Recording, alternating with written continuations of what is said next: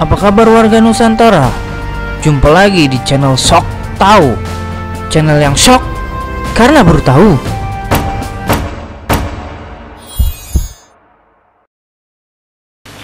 Niat ngengson matek aji smarngisen.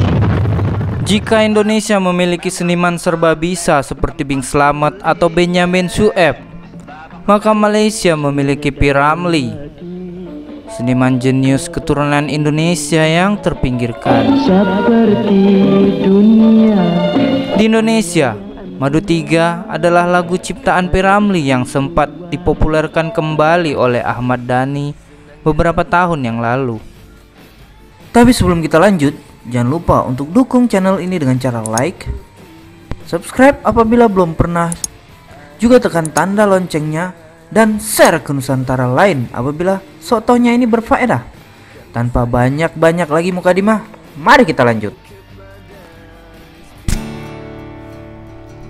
Seniman besar yang bernama asli Teuku Zakaria bin Teuku Nyak Putih tersebut lahir pada tanggal 22 Maret 1929 di Pulau Penang. Ramlee memiliki hubungan darah yang kuat dengan Indonesia. Ayahnya, Teuku Nyak Putih, berasal dari Lok Sumawe, Aceh. Sementara ibunya, Cemah Hussein, berasal dari Buttonworth, Malaysia. Mungkin sedikit yang tahu jika huruf P di depan nama P. Ramlee adalah singkatan dari Putih, nama yang lazim digunakan di Aceh hingga saat ini. Mari tuan dengar ini cerita perempuan. P. Ramlee dikenal sebagai seniman jenius oleh media barat. Ia bahkan dijuluki sebagai Charlie Chaplin-nya Asia. Meski ia tidak pernah mengenyam pendidikan formal di bidang film ataupun musik, tetapi kejeniusan P. Ramlee di kedua bidang tersebut tidak ada yang dapat membantahnya. Dalam hidupnya yang sangat singkat, yang mana beliau meninggal pada usia 44 tahun, dia telah memproduksi dan membintangi tidak kurang dari 66 judul film. 35 diantaranya ia sutradari sendiri, menciptakan lebih dari 360 judul lagu, dan meraih lebih dari 30 penghargaan internasional. You know she wants to romance. I tanya kemana? Perjalanan cinta P. Ramlee adalah drama tersendiri. Ia pernah menikah 3 kali. Pertama, dengan Junaidah binti Daeng Haris sejak tahun 1950 hingga 1955. Kedua, dengan Nurizan binti Muhammad Nur di tahun 1955 hingga 1961. Hubungan percintaan P. Ramlee dengan Nurizan adalah salah satu yang paling menyita kontroversi. Hal ini tidak terlepas dari status Nurizan yang saat itu masih merupakan permaisuri Sultan Perak ke-32, yaitu Sultan Yusuf Izzuddin Shah. Sultan Perak yang mengetahui hubungan tersebut akhirnya menceraikan Nurizan di tahun 1954. Tak lama setelah bercerai, Nurizan kemudian menikah dengan P. Ramlee di tahun 1955. Nurizan yang telah meninggalkan istana Kesultanan Perak sebenarnya berharap besar pada pernikahannya dengan P. Ramlee. Namun, sang superstar yang sedang dalam puncak karir itu gagal memenuhi harapan Nurizan. Ia teramat sibuk mengembangkan karirnya. Pernikahan tersebut hanya bertahan 6 tahun. Pada tahun 1961, keduanya sepakat bercerai. Istri P. Ramlee yang terakhir adalah Salmah binti Ismail atau yang dikenal dengan nama Saloma. Percintaan P. Ramlee dan Saloma pun berlangsung unik, karena cinta P. Ramlee awalnya bukan untuk Saloma, melainkan untuk kakak dari Saloma, yaitu Mariani Ismail, yang juga mantan putri kecantikan Singapura. Pernikahan dengan Saloma boleh menjadi masa yang paling produktif bagi karir bermusik P. Ramlee. Pada periode ini, P. Ramlee menciptakan ratusan lagu dan menyanyikannya baik secara solo maupun duet dengan Saloma. Untuk diketahui, Saloma sendiri sebelum nikah dengan P. Ramlee adalah seorang penyanyi profesional yang lama tinggal di Melbourne.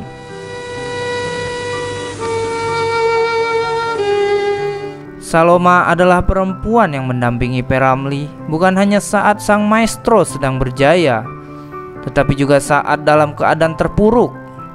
Di tahun 1970-an adalah masa-masa sulit bagi P. Ramlee. Beberapa lagu dan filmnya mulai ditolak rumah produksi karena dianggap ketinggalan zaman. Di saat situasi kritis tersebut, Saloma dengan setia mendampingi sang mantan superstar. Ketika akhirnya P. Ramlee meninggal di tahun 1973. Saloma dalam salah satu wawancara dengan media menyebut, "Jika saya mati dan kemudian saya hidup lagi, saya tetap tidak akan menemukan suami sebaik P. Ramlee." Saloma akhirnya meninggal 10 tahun kemudian. Sesuai permintaannya, ia dimakamkan di samping makam suami yang sangat dicintainya itu.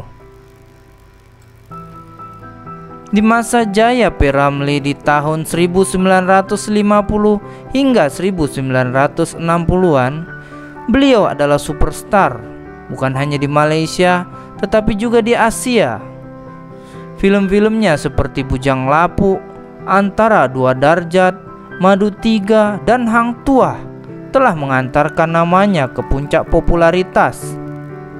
Seorang sutradara dari India bahkan pernah menyebut hanya ada satu film yang mampu menghancurkan industri film Hindustan, dan itu adalah film-film P. Ramlee. Di tengah popularitasnya, hubungan P. Ramlee dengan para aktor lain, terutama di rumah produksi Shaw Studio, tempat di mana P. Ramlee bernaung, kurang berjalan mulus. Hal ini diduga karena Shaw sangat memanjakan dan menganggap P. Ramlee sebagai satu-satunya golden boy, sehingga menimbulkan kecemburuan di antara para artis Shaw yang lain. Pada masa ini, hubungan P. Ramlee dengan para wartawan juga memburuk. Besar kemungkinan memburuknya hubungan dengan wartawan ini merupakan imbas dari pemberitaan soal kehidupan pribadinya. Di tahun 1973, kehidupan P. Ramlee telah berubah total dan sangat jauh dari bayangan kehidupan seorang superstar. Sebelumnya, pada tahun 1970-an, label musik EMI di Singapura memutuskan tidak memperpanjang kontak P. Ramlee karena menganggap lagu-lagunya tidak laku di pasaran. Keputusan EMI tersebut membuat P. Ramlee semakin frustasi dan terpuruk. Kemunduran karir P. Ramlee sebenarnya bukan karena faktor tunggal, selain karena faktor luar seperti mulai merengseknya musik barat seperti rock, blues, bahkan grup musik The Beatles. Mandeknya karir P. Ramlee juga disebut karena adanya faktor dari dalam. Oleh sebagian orang, P. Ramlee dinilai buruk dalam mengelola keuangan. Dia dianggap seorang penderma yang kelewat baik. Kesaksian dari adik iparnya, Mariani Ismail, menyebutkan bahwa P. Ramlee adalah orang yang tak pernah tega jika ada orang yang datang meminta bantuan kepadanya. Ia tak segan meminjamkan uang dalam jumlah besar kepada siapapun yang membutuhkan tanpa pernah berpikir konsekuensinya. P. Ramlee tutup usia karena serangan jantung pada tanggal 29 Mei 1973. Kematiannya yang mendadak membuat publik Malaysia tersentak. Media-media di Malaysia yang sebelumnya enggan memuat berita tentang P. Ramlee tiba-tiba menurunkan berita besar-besaran di hari kepergian sang maestro. Perdana Menteri Tun Razak menyebut tidak ada yang dapat menggantikan P. Ramlee di Malaysia.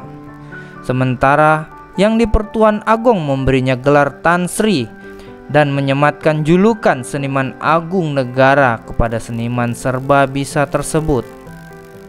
Namun, seperti kata orang bijak, seringkali kita baru akan merasakan betapa berharganya sesuatu setelah kita kehilangannya. Pepatah ini nampaknya berlaku sempurna untuk P. Ramlee yang jenius itu. Ia ditangisi berjuta orang setelah ia pergi untuk selamanya. Film-film P. Ramlee adalah film legend yang menemani masa kecil saya. Masa di mana siaran televisi Indonesia hanya TVRI dan TPI yang dapat disaksikan di tempat kami di Batam. Sementara sisanya adalah siaran TV Malaysia dan Singapura. Hingga saat ini, tidak ada kata bosan untuk berulang kali menonton film-film beliau yang kocak, tiada habis dimakan zaman. Demikianlah kisah seniman besar P. Ramlee yang dirangkum secara singkat. Apabila ada pendapat lain dari warga Nusantara, juga hal yang salah dalam saya menyampaikan, mohon maaf yang sebesar-besarnya.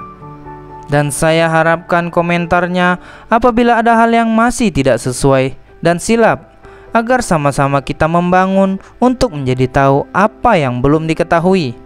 Terima kasih sudah menyaksikan videonya hingga selesai.